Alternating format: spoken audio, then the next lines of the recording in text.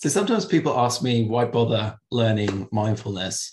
And I usually say, well, mindfulness offers you a map to your own version, your own operating system of human consciousness.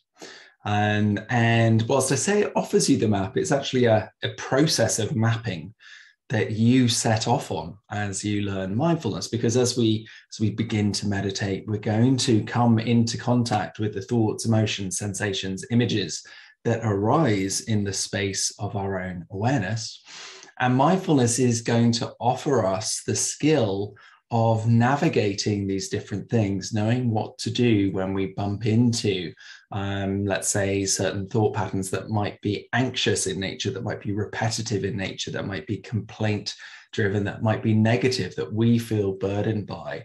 What to do when we bump into emotions that feel bigger than us, that feel too intense to deal with. What to do when we have sensations within our bodily awareness that feel uncomfortable. How can we relate to them? And also how to sit with the imaginations within consciousness, the process of creating images and relating to images that arise within that space. And so this is what mindfulness offers us. It offers us this map to navigate our own inner world of consciousness. And I think it's so important that this is something that we all learn about, because it's almost as if we don't have a good handle on what's going on in our inner space, then as we go out and relate with the world, we're going to cause all sorts of different tangles and confusion as a result of that. That whole teaching, as within, so without, is really pointing to the fact that there needs to be this inner work at a certain time in our human development in order to settle into the reality of who we are. And so the process that I'll lead people on, I'm not just interested in teaching about mindfulness, but allowing people to come into the knowing of who they really are.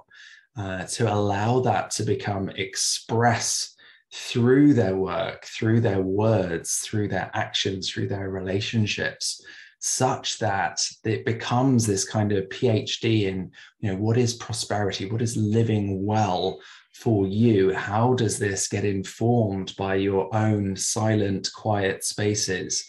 What arises once we've gone through some of the layers within consciousness to really drop into the deeper desires, our hopes, dreams, ambitions, our childlike visions, all of these aspects of the creative process of being a human being alive in this world, on this planet, allowing that to be reconnected with, allowing that to inform what we're doing in the world.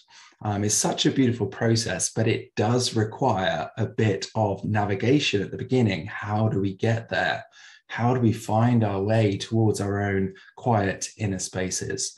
And so this is why I love mindfulness as a skill. It's because it's really clearly defined and it really points the way.